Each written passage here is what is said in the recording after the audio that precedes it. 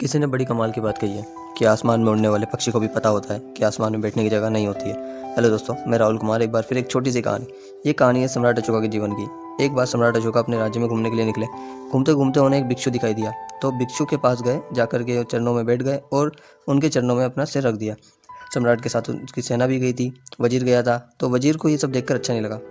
वापस आते वक्त सम्राट से वजीर ने कहा कि महाराज, मुझे ये सब अच्छा नहीं लगा। मुझे समझ में नहीं आया कि एक इतना बड़ा सम्राट जिसकी तुलना किसी से नहीं की जा सकती है, जिसके सर पर तिलक लगाने के लिए लोग तरसते हैं, वो एक भिक्षु के आगे अपना सिर झुकाता है। उस दिन सम्राट अशोका ने कुछ नहीं कहा, सिर्फ मुस्कुराते रहे और चुपचाप महल आ गए। 1-2 दिन के बाद सम्राट ने अपने वजीर को बुलाया और कहा कि हम एक प्रयोग कर रहे हैं, तुम ये थैला लेकर जाओ और इसमें कुछ सामान है, इस सामान को बेच कर आओ, सारा सामान बेच कर आना। वजीर ने तब थैले में देखा नहीं, क्योंकि उसे अच्छा नहीं लगता उस टाइम पे वहाँ देखते हुए, और वो महल से बाहर आया। और जब महल से आकर उसने थैले में देखा तो उसमें 4 आइटम थे। पहला था भैंसे का सिर, दूसरा था घोड़े का सिर, तीसरा था बकरे का सिर और चौथा था आदमी का सिर। वजीर को समझ नहीं आया कि महाराज मुझसे ये क्यों बिकवाना चाहते हैं। वो गया बाजार में, वो जाकर बेचने लगा। घोड़े का सिर बिक गया, भैंसे का सिर बिक गया, बकरे का सिर बिक गया, सारे सिर बिक गया, बस एक सिर नहीं बिका, वो था आदमी का सिर। उसे समझ नहीं आ रहा था कि वो बिक क्यों नहीं रहा है। वो बोलता रहा लोगों को कि खरीद लीजिए, पर नहीं बिक रहा था। शाम हो गई, शाम को वापस महल आया और महाराज से कहा कि महाराज माफ़ी, मुझे समझ नहीं आ रहा है कि सारे सर बिक गए पर ये एक सर नहीं बिक रहा है जो आदमी का है।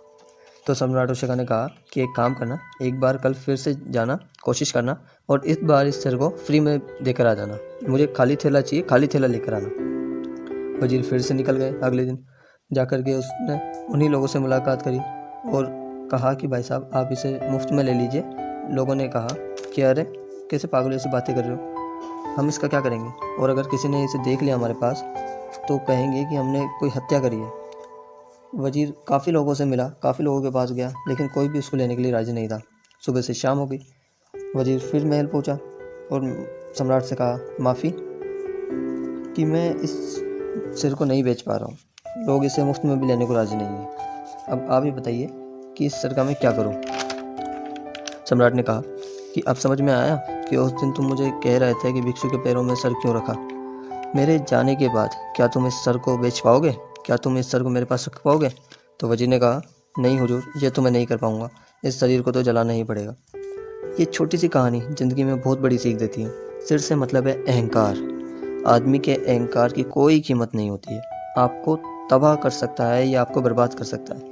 इसलिए मैंने शुरू में ही कहा था कि आसमान में उड़ने वाले पक्षी को भी मालूम होता है कि आसमान में बैठने की जगह नहीं होती है। एक बार फिर राहुल आपसे कहेगा, हौसले के साथ, मुस्कान के साथ कर दिखाओ कुछ ऐसा कि दुनिया बनना चाहे आपके जैसा। और अगर आप भी सक्सेस होना चाहते हैं, अपनी लाइफ में कुछ पाना चाहते हैं, तो आज ही नीचे दिए गए नंबर पर कॉल कीजिए और जानिए क्या है वो जिसने लाखों लोगों की ज़िंदगी को बदला है। Thank you, wish you well.